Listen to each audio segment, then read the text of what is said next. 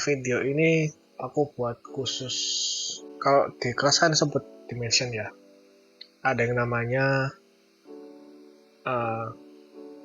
procedural effect, ada yang keyframe, apa ya aku lupa namanya, pokok yang itu procedural effect. Yang ketiga itu yang apa, yang kayak gravitasi. Aku mau jelasin yang dua ini. Gimana caranya kita menganalisa sebuah motion, terus kita mau bikin motion itu ya apa. Nah, tipe yang pertama itu yang di tugas pertama itu, jadi kita bikin suatu objek. Biar gak bosan ya pakai tulisan guys, pakai aman-aman aja ya tulisannya ya. Di sini aku mau buat animasi dengan mengubah properti di bawah ini. Ada tombol animate, aku mau ngubah properti blurnya gitu ya. Aku pasang keyframe seperti ini, dia ngeblur gini, kemudian dia muncul normal, gak pakai blur. Nah, ini tuh perubahan value dengan apa? Dengan ditandai dengan keyframe yang berbeda antara waktu. Nah, ini motion graphic yang pakai keyframe. Terus biar gak kasar, aku mau pakai animasi opacity. Aku tambahkan properti opacity gini, jadi biar halus opacity-nya 0. Kemudian aku jadikan 100 di sini dengan timing yang berbeda, misalkan seperti ini. Nah, kalau dibuka lagi ada properti apa lagi? Ada start and offset. Ini susah. Kalau aku buka advance, ada pilihan randomize order. Aku nyalain on. Nah, gak ngaruh. Ini aku ubah jadi ramp up. Tadi kan square ya, dia gak ngaruh. Ya penjelasannya nggak bakal aku jelasin di sini, buat contoh aja ya. Nah, ini dia perubahan value menggunakan keyframe. Procedural effect itu apa? Procedural effect itu yang ada di effect ini. Misalkan aku punya, aku mau bikin efek kayak distorsi, apa sih namanya, stop motion gitu ya. Aku pertama-tama bikin distorsi, kan stop motion tuh nggak rapi ya, goyang-goyang ya. Ada namanya turbulent displace. Artinya apa ya, sesuai maknanya. Turbulent itu jenis noise. Saya tak kasih contoh ya biar paham. Ada tipe-tipe noise itu fractal noise, ada yang namanya turbulent noise. Ya ini lebih ke matematika dan fisika ya, aku nggak tahu. Pokok itu tipe-tipe noise, tipe-tipe menggenerate sebuah randomness, sebuah noise ya. Ini sudah aku kasih turbulent noise, belum gerak sama sekali karena memang tidak ada value yang berubah.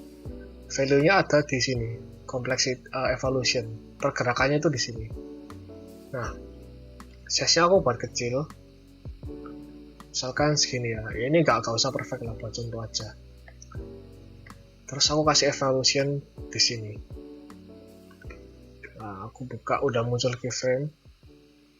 Tak kasih 1 kali perputaran lah. Oke, kita geser. Kalau kita play ini kayak cepet banget deh. Oh, enggak seberapa cepet. Anggap aja sampai sini aja ya. Terus biar jadi patah-patah pakai apa? Pakai posterize. Kalau teman-teman ingat di Photoshop kan ada efek posterize ini ya. Sorry. Ini buat contoh. For color gradient. Terus tak kasih posterize. Sorry. Ini kan yang ya efek ya, posterize warna. Ada namanya posterize time. Dia gunanya apa? Dia gunanya buat menurunkan jumlah FPS, frame rate-nya. Bisa kalau stop motion itu standarnya 12, kalau film kan 24, kalau stop motion 12.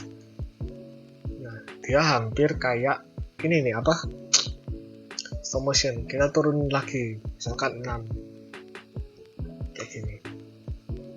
Nah, ini sudah termasuk procedural effect. Kenapa? Dia menggunakan effect bukan cuma satu tapi lebih dari satu, dan itu menjadi efek baru. Kalau cuma kayak gini kan beda gini toh. Terus aku mau ngasih lagi distort apa ya namanya, displacement. Aku kasih displacement map ini ya di Photoshop juga ada. Misalkan aku mau bikin layer lagi, tadi kan sempat ke mention ya turbulent noise ini untuk membuat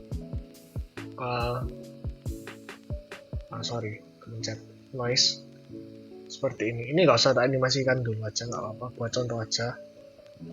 Aku matiin tak share layer.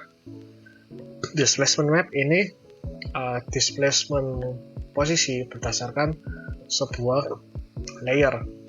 Nah, aku pencet layer noise tadi, terus di sampingnya aku ubah lagi efek and mask, jadi dia membaca efek yang di layer tersebut.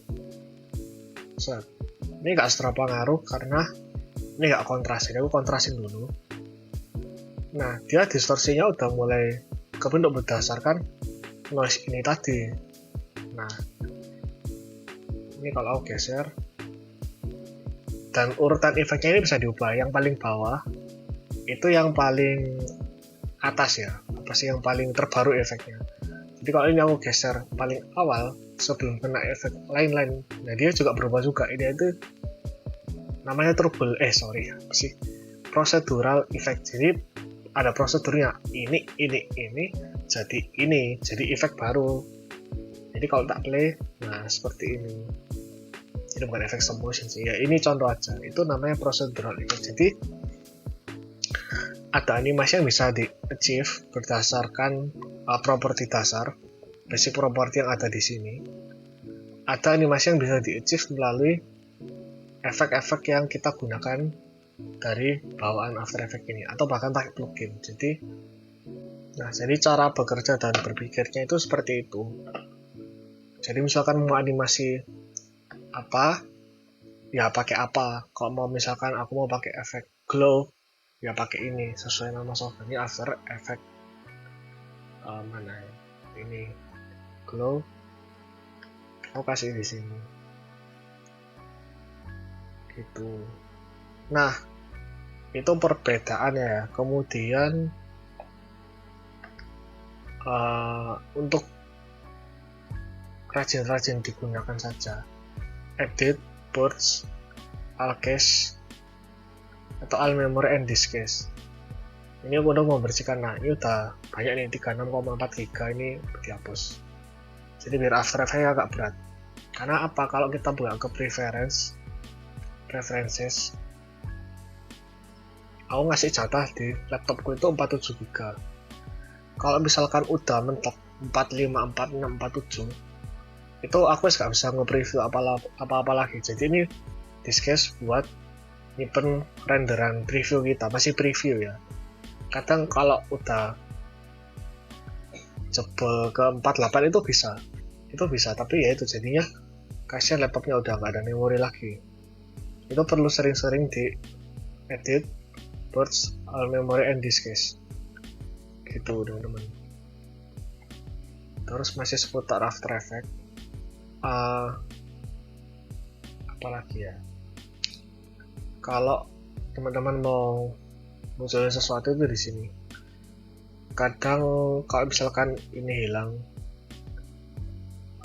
kayak misalkan pakai PC bekas orang gitu ya, ketutup-tutup, ya munculnya di sini lagi. Atau ya udah ganti aja workspace-nya ke default. Ini aku reset. Nah, dia kembali lagi. Gitu. Ya itu penjelasan sedikit purge memory sama bedanya keyframe sama procedural effect. Semoga membantu.